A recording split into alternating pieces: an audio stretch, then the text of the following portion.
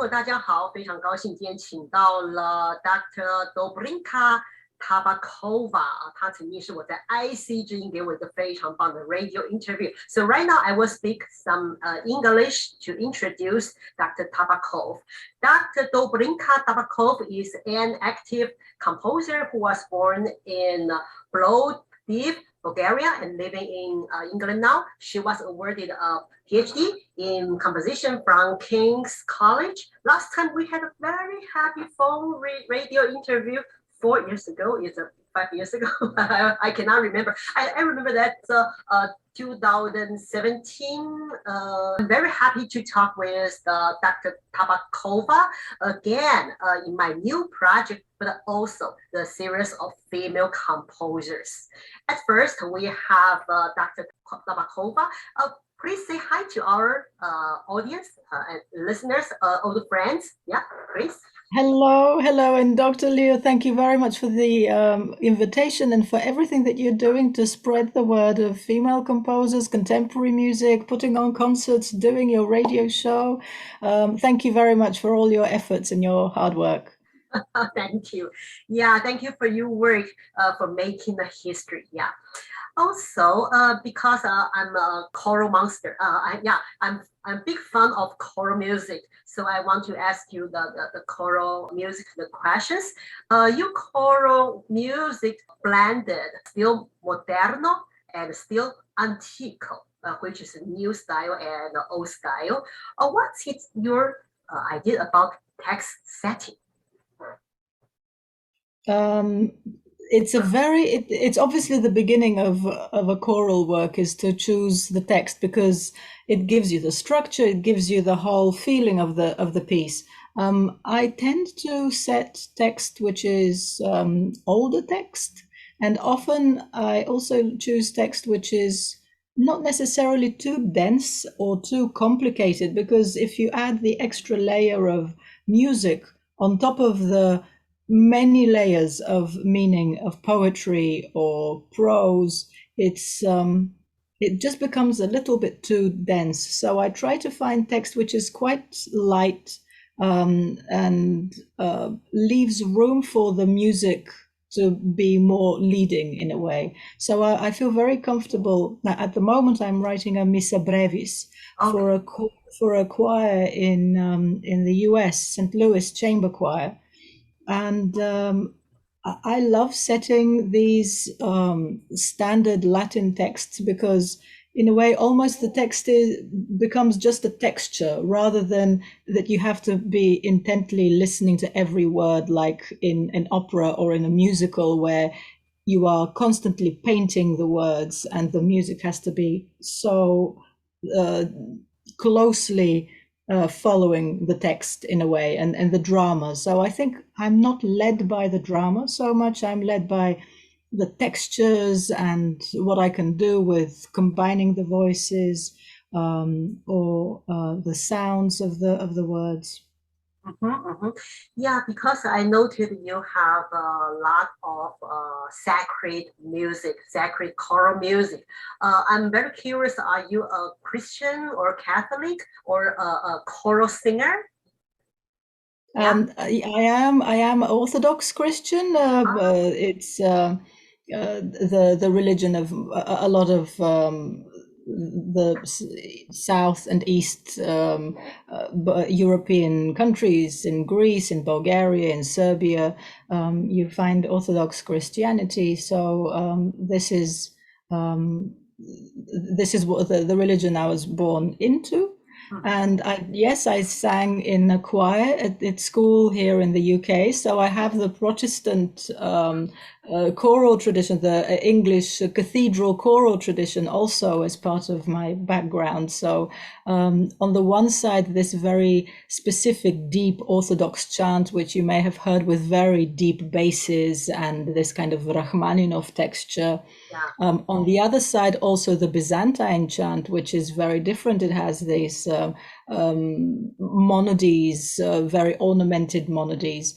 And then the third branch, which is the choral polyphony of the cathedral English tradition. Okay, yeah. What do you think the quantity of female composers is still raising? What is the environment for female composers around you?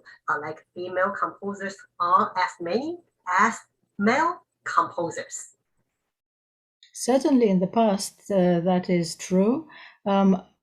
Maybe because of the fact that I'm a female composer, I know many other female composers. So it's my view is very much of the world that I inhabit. So I have very good composer friends who I studied with, and I was always surrounded by women composers. My first composition teacher, Ruth Birchmore, and then later studying with another wonderful British composer, Diana Burrell, and being influenced by the music of Sofia Gubaidulina or Kaya Saariaho, and of course of my generation, composers like Caroline Shaw or Missy Mazzoli, and there are a lot of there are increasing numbers of very strong female voices with very individual styles. So in terms of the time that we're living in, it hasn't really been better. Of course, it can be improved, but I think that's up to us to write really great music that sticks in people's minds and hearts, and they take it with them in the future.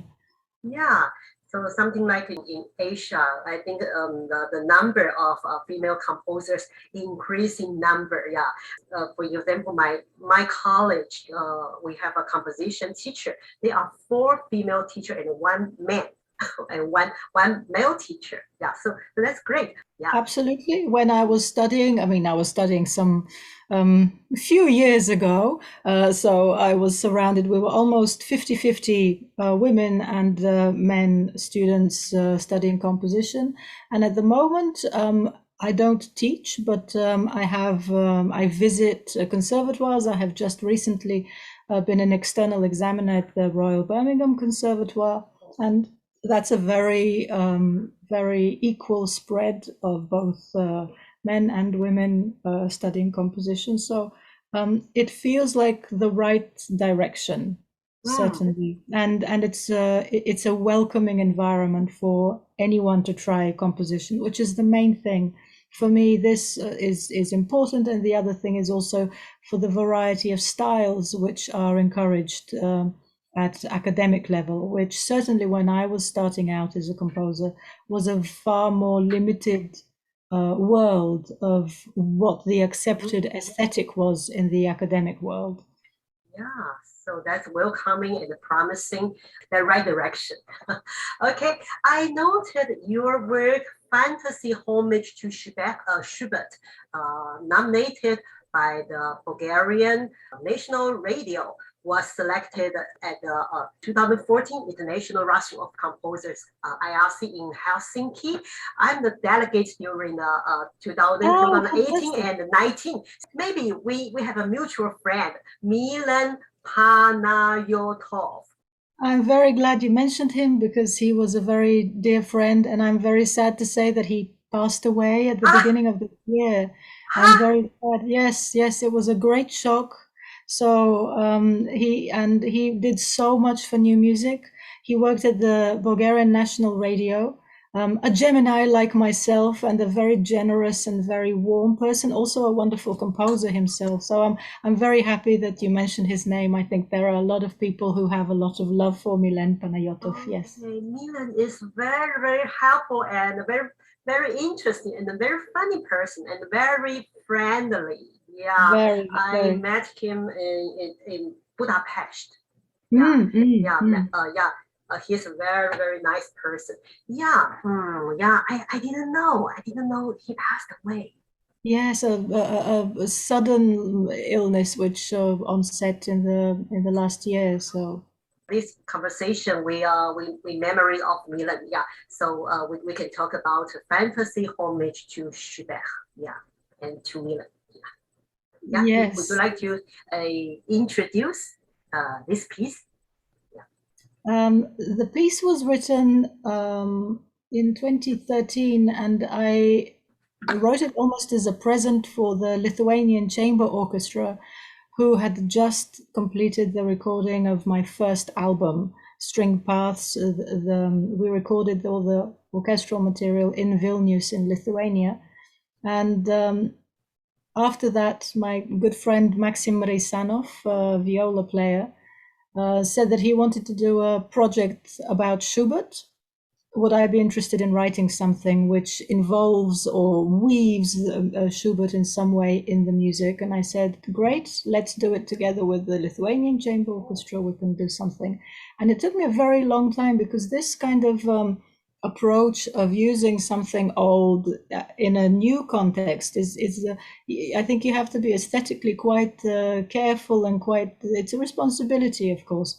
So if you try to write something like a pastiche, then I don't think that the result is very, it's not satisfying somehow. So I had to find the right environment in which to present the Schubert music. And I chose the Fantasy in C major for violin and piano. It begins with this tremoling C major chord in the piano, and then a very, very beautiful melody. Especially the opening of this fantasy for me is it's an absolute gem of a piece. It's a very beautiful work. Then it becomes quite virtuosic and very difficult. Actually, it's a technically very difficult work. But this beginning, this very still beginning, I took that melody as the arrival of my work. So I devised a series of cluster chords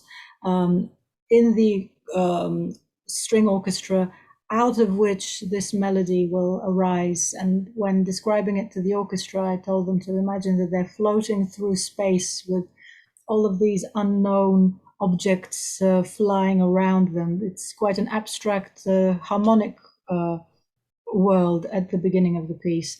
And then all of a sudden, when we hear the Schubert melody, we imagine that that's planet Earth, and how fragile and how beautiful it is. And then we float off again into space, into cosmos. So this is the concept of the piece, and it's a work that is very dear to my heart.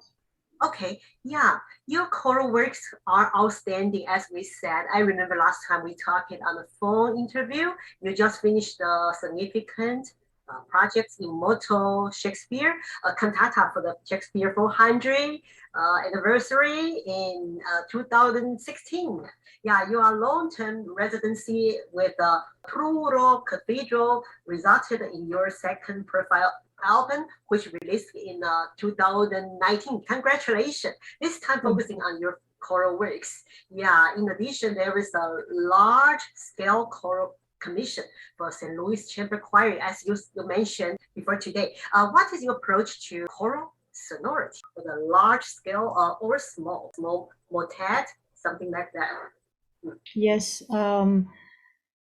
Of course, you constantly, especially if you're writing a cappella, you're constantly, as a composer, at least I am, aware of how the singers, because not everybody has perfect tuning, so perfect pitch. So you have to be aware of making sure that singers can get their pitch. So I'm always aware of the relationship between the different lines, and how comfortable it is to get to know the piece quickly. The other aspect, of course, with choral music is that it has to flow nicely. So I'm, as a composer, very driven by melodies. And so I think that's why I'm very naturally drawn to the choral music, because I can express these melodic lines, and the vehicle of the voice is the most natural way to present these melodies. Having said that, I also like writing very dense harmonic material, which is sometimes quite difficult, because if you have an amateur choir, for example, it's a more difficult thing to achieve if it's a cappella and you have a few dense chords which are superimposed, again, the tuning. So it's a compromise of trying to express the style that you want to write the music in, but also be aware of what is practically possible for as many choirs as you can get involved. Dr. Tabakova, I hope you have a chance to collaborate with the Asian choral ensemble, especially Taiwanese ensemble. Yeah, we have a very outstanding choral ensemble here. So maybe in the future, hoping we can sing your piece. Very, very charming, and I really enjoy your choral piece. Yeah, would you like to share your new plan in the future? Yes. So my affiliation, I was associate composer with the BBC Concert Orchestra, which finishes this season officially, but I think our relationship has been so great that we have some future projects coming up. We recorded an album which will be coming hopefully in the next year. So there are still ripples of involvement with the BBC Concert Orchestra, and next season from September I am associate artist with the orchestra in Manchester, the Halle Orchestra. So I'm very much looking forward to spending more time in Manchester, to working with the orchestra. They're a really fantastic, wonderful orchestra. Sadly, this time we won't be able to get any choral music in this residency, but plenty of orchestral music. Yes, and as I told you, I'm currently working on this Missa Brevis and also some other choral works with the 16, the vocal ensemble here in the UK. They're famous. Yes, next year is 400 years since the death of William Byrd. Okay. And there is a special project which the 16 are devising, and I will be writing pieces which will partner some Byrd motets. Okay, that's splendid. So do you have time to sleep? The same question asking you? Very much, yes. Yeah, I hope everything goes smooth and keep safe and healthy. Dr. Tabakova, thank you for your nice interview. Again, I will try to meet you somewhere in the future, maybe next year in IRC, International Russian Composer in Europe. Yeah. Fantastic, yeah. Please. That would be a great pleasure. Yes, thank you. Okay. Yeah, I'm very sad to know the Milen has passed away. Yeah. That you met. Yeah. Okay, thank you, Milen. Thank you, yes. Thank you. Okay, Dr. Tabakova, thank you for your nice interview. I will see you soon. Thank you. Bye-bye. Thank you, Dr. Leo. Have a good day. Keep in touch. Bye-bye. Bye-bye. Bye, yes.